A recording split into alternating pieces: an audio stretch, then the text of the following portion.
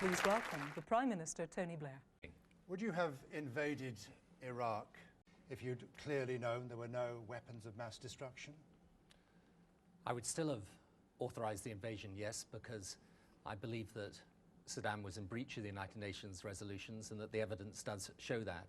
Although you're right in saying that from what we know now, there weren't readily deployable weapons there at the time that the invasion took place. From what we know now, wasn't that evident to some extent at the time?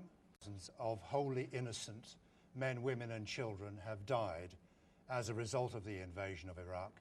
Tell me, Mr. Blair, how do you manage to sleep at night? If you talk to the Iraqis who have just voted in their first democratic election, I think they would prefer their life and the future they've got now to the one they had Mr. under Blair, Saddam. I personally think that's a very large, bright red herring.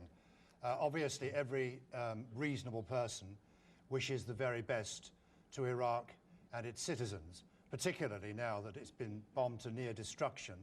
No, and that yes, it is true. Oh, Mr. Blair, look at the pictures of Fallujah. They were like Dresden. In addition to which, terrorism has been introduced into Iraq, where there was no organized terrorism at all before. Of course, democracy is a good thing. And of course, we hope it works the right way. At this moment, we have no idea, do we, where this government is going to take Iraq in the future. Before too long, neither you or Mr. Bush will be able to pull the government strings. Your mandate to invade Iraq was on the basis of a direct threat to Britain or Britain's interest. If Parliament, sir, if Parliament had known the truth of the matter at the time, you would not have got a mandate to invade Iraq, would you? Well, it was actually on the basis of the breach of the United Nations resolutions, and the same... I'm going to ask Natasha Paver, who I know would have been listening keenly to this, Natasha, because if the world is to be made a better place by Mr. Blair and maybe also Mr. Bush, you might have some suggestions as to where they could make it better. Yeah, that's right. Okay. I'm actually from Zimbabwe, and my family has lost all their land. My friends have lost a lot of their family. And as you said, you did go into Iraq to take down Saddam off his pedestal. Why not have you dealt with Robert Mugabe, who is always in violation of the human rights? Mr. Blair. Do you mean why haven't we invaded Zimbabwe? Yes.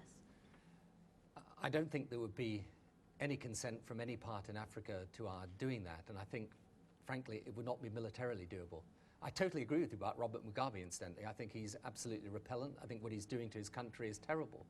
But I think that the only way, I'm afraid, of bringing about change in Zimbabwe is to bring it about through South Africa and the other neighbouring African countries. And I think if I was to advocate the British forces on their own invaded Zimbabwe, I couldn't. I mean, you're right. Surely, in what you're Kirsty, saying. if we're going to go around the world dropping bombs on people, as has happened in Iraq, it should be done through the United Nations.